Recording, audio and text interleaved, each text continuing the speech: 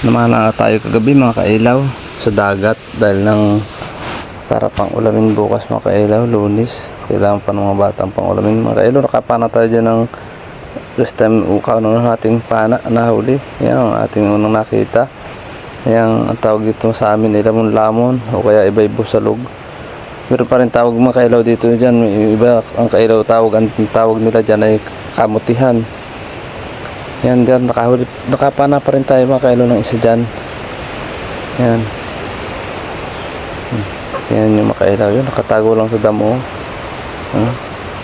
Yan. Yan, tinira ko na yan. Ang laki yan mga kailaw rin.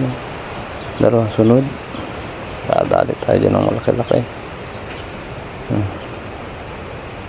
Ang tawag kami mga kailaw dyan ng iba, kamutihan.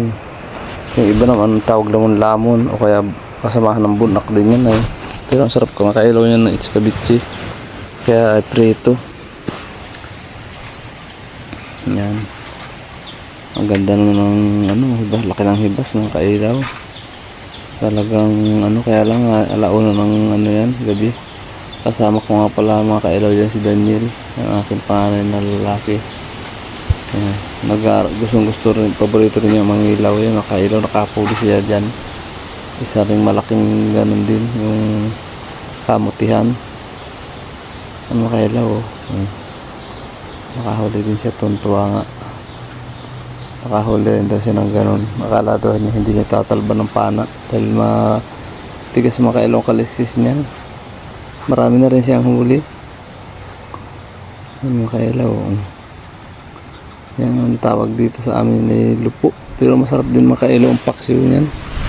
O kaya prito. Yan, pahuli pa rin tayo dyan mga kailaw. Ngayon uli yung malaki kamutihan uli mga kailaw, malaki labas. Bali pang 10 piraso na nahuli ko yan.